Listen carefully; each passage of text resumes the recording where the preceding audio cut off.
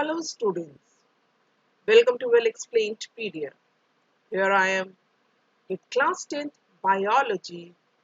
Chapter is how do organisms reproduce, and students, this is my lecture number 3, sexual reproduction in plants. As I have told you earlier that as this is a very lengthy chapter, I have divided into sections. This is my lecture 3. If you missed my lecture 1 and 2, lecture 1 was about asexual reproduction, lecture 2 is about vegetative reproduction in plants, and this is my third lecture, sexual reproduction in plants. Now students, we all know that sexual reproduction means the reproduction in which two parents are involved, that is the sex cells or gametes are involved, and these two parents are male and a female. So in a plant, flower is the reproductive part of angiosperms. Angiosperms, I think you all might be knowing what are angiosperms. Angiosperms are flower producing plants. Now this is a flower, structure of a flower showing its parts. These are sepals, petals, stamen and pistil. Now as you can see in this flower, this base is known as the peduncle, or it is also known as receptacle. Okay, this stalk of the flower or the base of the flower is known as receptacle or peduncle, and it is to this part of the flower only all the other four parts are attached. You can see these sepals, petals, stamens and pistil, they all are attached to this receptacle. The function of receptacle is to hold the other parts of the flower. This is receptacle, peduncle, receptacle, you can see, okay, and these four parts are attached to this. Now coming to sepals. Sepal, as you can see, it is the green part of the flower. This green part, this flower, it protects the flower in the early stages, that is in the bud stage. This sepal protects the plant in its flower in its early stages. आपने sepals देखी होगी जो आप अगर आप रोज bird देखें तो सबसे ऊपर उसकी जो कवरिंग होती है वो ग्रीन कलर की होती है, और जब वो ग्रीन कलर हटता है तो अंदर से कलरफुल क्या निकलती हैं, petals. Petals are the colorful, these colorful parts, these are petals. Okay, the function of these petals are actually either या तो brightly colored होंगी बहुत खूबसूरत रंगों में, otherwise they will be scented, मतलब बहुत अच्छी खुशबू वाली होंगी. And the main function of petal is to attract insects for pollination. Now the next part is stamen. It is the male reproductive part of, you can say it is the male part of the flower. It consists of two parts, anther and filament. As you can see, this is anther and this is the filament to which this anther is attached, and with the help of this filament this is attached to this receptacle. Inside this anther are pollen grains, which are the male gametes. Understood? Now coming to the female reproductive part, that is the pistil. Pistil is also known as carpel. In some books you may see that it is written carpel in place of pistil. Okay, so this pistil is the carpel. It consists of three parts: stigma, style, ovary. This you must have studied in your class 7. This diagram of a flower or the reproductive part of a flower, part of a plant, that is flower. This is the stigma. Then there is a tube-like structure which is known as style, and at the base is the ovary, and ovary contains the female gamete, that is the ovule. Okay, ovary is the organ which contains the female gamete, which is known as ovule. Is it clear to all of you? There are four parts, main four parts: sepals, petals, stamens, and pistils. Stamen is the male part, pistil is the female part. Okay, and receptacle is the part to which these four parts are attached. Now, sepals and petals, they are the non-reproductive parts of a flower. As I have told you earlier, petals have bright color and they attract insects for pollination. One thing is missing here. They are either bright color or they are sweetly scented. Means they have a very peculiar fragrance. बहुत अच्छी smell होती है जिससे कि insects attract होते हैं उनकी तरफ for pollination. And sepal is a leaf-like structure. As it is in green in color, it is a leaf-like structure and protect the flower at its immature stage. Immature means in the bud stage. Okay. Now coming to the male reproductive organ, which contains sperms. Sperms, in case of animals, here we say pollen grains. Okay. This stamen has two parts. Anther, you can see this yellow part, that is anther, and this is filament. And this anther has pollen sacs. Pollen sacs in which there are pollen grains, which are the male gametes. Pollen are inside the anther, which contain two male gametes. Have you ever touched a flower, or have you ever seen this yellow powdery substance in a flower? These are the pollen grains. Now coming to the female reproductive organ, which is known as pistil. Pistil, and I have already told you, it is also known as carpel. It contains female gamete, which is known as ovum. Okay, it consists of three parts: stigma, style, ovary. This is a stigma, then this style. This may be of different structures in different flowers, and this portion is the ovary. And ovule, that is the female gamete, is inside the ovary, which contain one female gamete. Now coming to the types of flower. We know these sepals and petals, they are present in all flowers, okay, in one or the other form. But on the basis of the presence of stamens or pistils or both, the flowers are divided into two categories: unisexual flowers and bisexual flowers. The unisexual, as the name is suggesting, uni means one. So these flowers may be unisexual when it contains either stamens or pistils. As you can see in this case, what is there? Pistil is there. So this is a female flower. Okay. And in this case, what is there?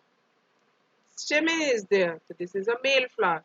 So these are unisexual flowers. And in unisexual flowers, only three parts of a flower is there: sepals, petals, or pistil, sepals, petals, or stamens. So these are known as unisexual flowers, and the examples are papaya, watermelon, etc.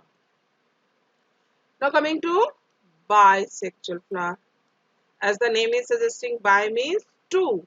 So the flower may be bisexual when it contains both stamens and pistils.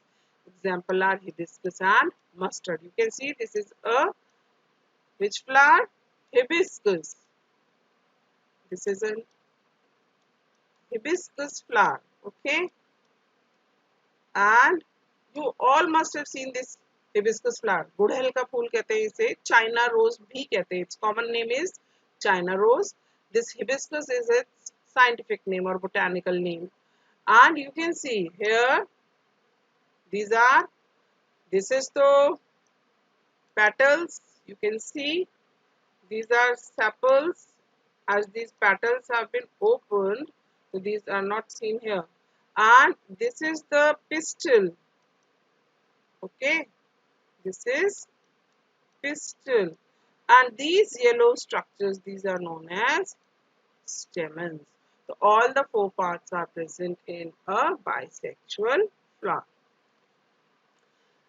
Now, after studying these all the four parts of the plant, now what happens in the process of reproduction of a plant? First of all, pollination takes place. Pollination, what is pollination? Pollination is the transfer of pollen grains from the anther to the stigma of a plant. As we all know, reproduction is producing one of their own kind.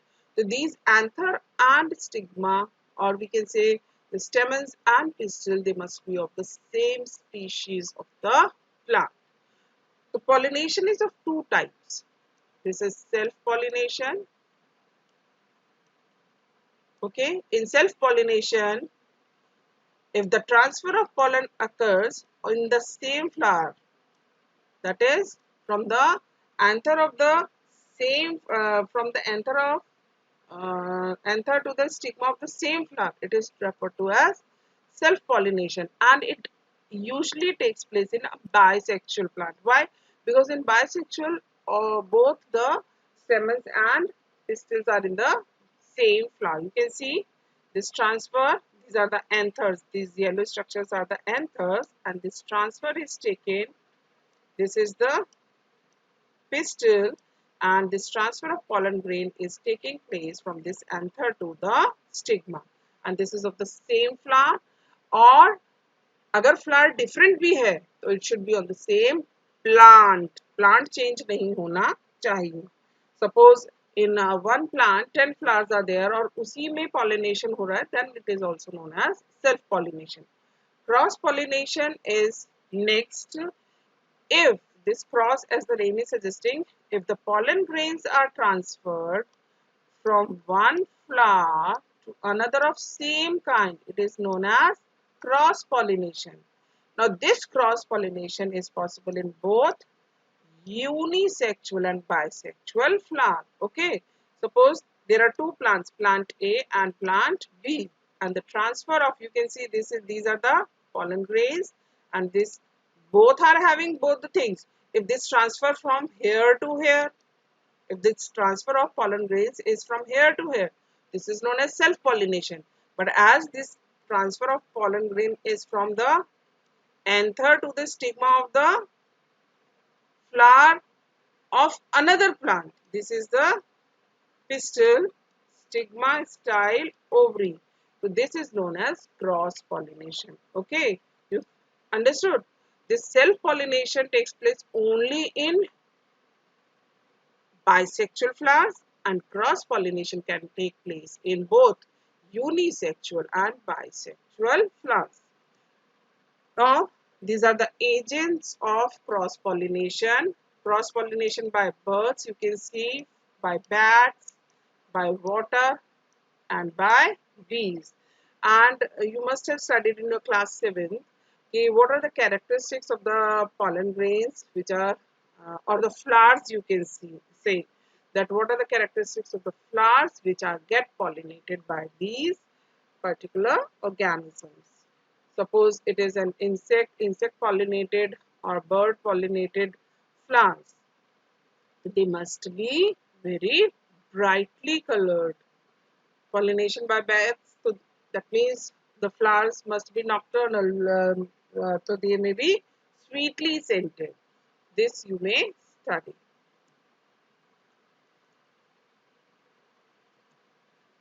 Now cross pollination by humans, you can see the humans are doing in this cross pollination.